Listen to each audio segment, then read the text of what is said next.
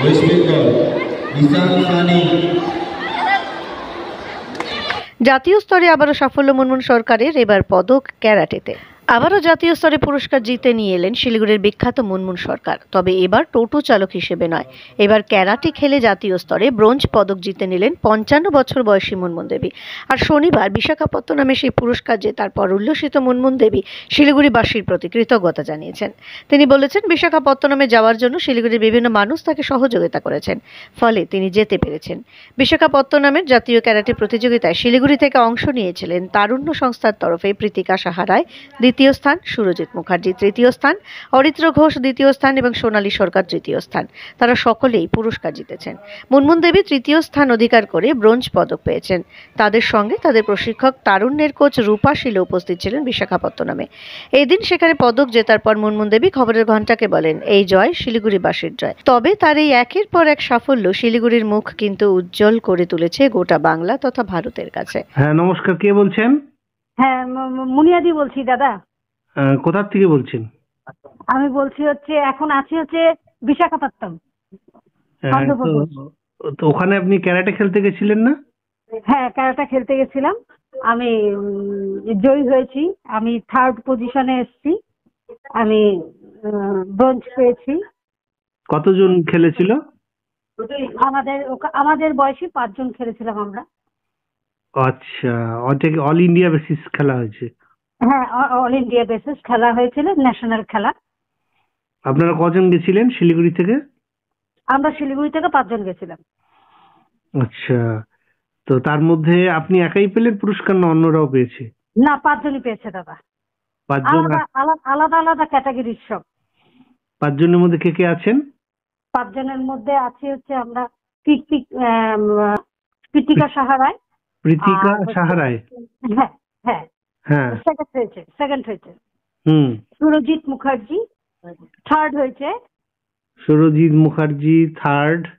হ্যাঁ হ্যাঁ। অরিত্র ঘোষ। অরিত্র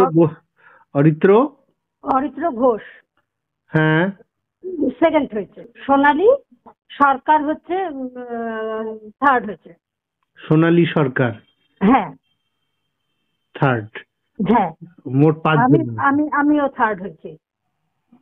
আচ্ছা, তো আপনারা কোন সংস্থার পক্ষ থেকে গেছিলেন? আমরা দার্জিলিং ডিস্ট্রিক্ট শেকোফাই ক্যারাটে ইন্টারন্যাশনাল ইন্ডিয়া। কার কাছে শিখছিলেন আপনারা? আমরা রূপা শীলের কাছে। আমরা আমাদের ম্যাডাম রূপা শীল, তার তত্ত্বাবধানেই আমাদের প্রশিক্ষণ চলছিল এবং আমরা তার তত্ত্বাবধানেই প্রশিক্ষণ করি এবং তার আন্ডারেই আমরা আছি। তার সাথেই আমরা তিনিও এসেছিলেন এখানে, আমরা এখনো আছি। তার মাধ্যমেই আমাদের এই খেলাটা হয়েছে। কি বলবেন মানে মানে শিলিগুড়ির মানুষকে কি বলবেন? আপনাকে তো ওখানে যাওয়ার জন্য অনেক যুদ্ধ করতে হয়েছে। হ্যাঁ, আমার এটা ভালো লাগছে যে শিলিগুড়িবাসী কিন্তু আমার পাশে আছে এবং সত্যি তাদের ভালোবাসা, আশীর্বাদ, প্রেরণাতে কিন্তু আজকে কিন্তু আমি ধাপে ধাপে উঠছি এবং আমি করে দেখাচ্ছি। তাদের যে ভালোবাসা, তাদের যে আশীর্বাদ, সেটা কিন্তু আমি পাই। আমি তাদেরকে আর্থিক সাহায্যের জন্য হাত বাড়িয়েছিলাম, পেয়েছি আমি খবরের ঘন্টার মাধ্যমে আমি এটা খবর হওয়াতে এটা অনেক আর্থিক সাহায্য পেয়েছি এবং তার জন্য আমি কৃতজ্ঞ, সারা জীবন থাকবো। এবং আমি এই আজকে সফলতা, মানে এই বয়সে আমি কোনোদিনও ক্যারাটে শিখিনি, কিন্তু আমার খুব ইচ্ছা ছিল ছোট থেকে যে ক্যারাটে শিখবো, হয়ে উঠতে পারিনি। কিন্তু এই বয়সে এসে ওইখানে অত বড় একটা অডিয়েন্সের মধ্যে একটা স্টেডিয়ামে আমি যে খেলতে পেরেছি, খেলে যে আমি জয়ী হয়ে আসতে পেরেছি, এটা মানুষের আশীর্বাদ, ভালোবাসা ছাড়া এটা কিন্তু হয়ে উঠতে পারতো না।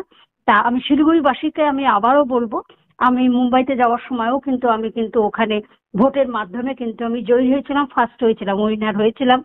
আমি আবারও তাদের কাছে আমি কৃতজ্ঞ, হাত জোর করে আমি তাদের কাছে আমি মানে কি বলবো, আমি প্রণাম জানাই, ভালোবাসা। এবং আমার আমি ভীষণ খুশি আজকে শিলিগুড়িবাসী আমার পাশে আছে। আমি তাদেরকে অসংখ্য অসংখ্য ধন্যবাদ জানাই তাদেরকে। কোন স্টেডিয়ামে হয়েছে? এটা হচ্ছে স্বর্ণভারতী স্টেডিয়াম, ইন্ডোর স্টেডিয়াম। তার মানে বড়দিনের মুখে শিলিগুড়ির জন্য একটা বড় খবর আপনি নিয়ে এসেছেন। হ্যাঁ হ্যাঁ দাদা, হ্যাঁ হ্যাঁ। আর শিলিগুড়িবাসী আমার পাশে আছে। আমি আগামী দিন এরকম বড় বড় বড় সাফল্য কাজ আমি অবশ্যই আমি করি। দেশ বিদেশ আমি খেলে আমি আমি এই বয়সটা হচ্ছে একটা সংখ্যা, এটা আমি দেখিয়ে দিলাম যে বয়সটা সংখ্যা।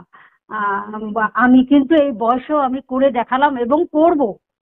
আগামী দিনও শহরবাসী, আমার শিলিগুড়িবাসী আমার পাশে থাকলে আমি আবারও আমি খেলতে যাব এবং আবার ভালো পারফরমেন্স নিয়ে আমি কিন্তু আসবো। এখন কত বয়স চলছে? 55। ঠিক ঠিক, অনেক ধন্যবাদ আপনাকে, অভিনন্দন।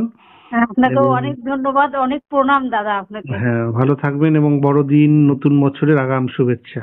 হ্যাঁ হ্যাঁ হ্যাঁ দাদা, আমরা 27 তারিখে, আমরা 26 তারিখে ট্রেনে উঠবো, 27 তারিখে আমরা শিলিগুড়ি যে আজকে যে আমি খেললাম আমি এই স্টেডিয়ামে, বিশাখাপত্তনম সুন্দরম স্টেডিয়ামটাতে, এই স্টেডিয়ামে খেললাম সব লড়াকু যাদের বয়স 20, 21, 22, যারা এত বছর ধরে খেলে আসছে, বড় বড় জায়গা থেকে খেলে মেডেল প্রাইজ নিয়ে এসছে, তাদের তাদের তাদের সাথে আমি এই খেলে আমি কিন্তু আজকে 3rd পজিশন নিয়েছি।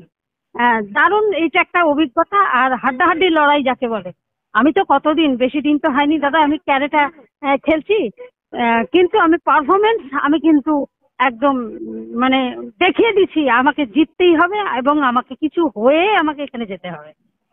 আপনি টোটো চালিয়েও তো একটা লড়াই করতে হচ্ছে, আবার এখানেও আর একটা লড়াই। হ্যাঁ, এখানেও লড়াই। আমাদের আমাদের জীবনটা হচ্ছে লড়াই করেই বাঁচা দাদা। তাই লড়াই করে আজকে কিন্তু আমি এই সম্মান অর্জন করতে পেরেছি। আমার ভালো লাগলো। Thank you.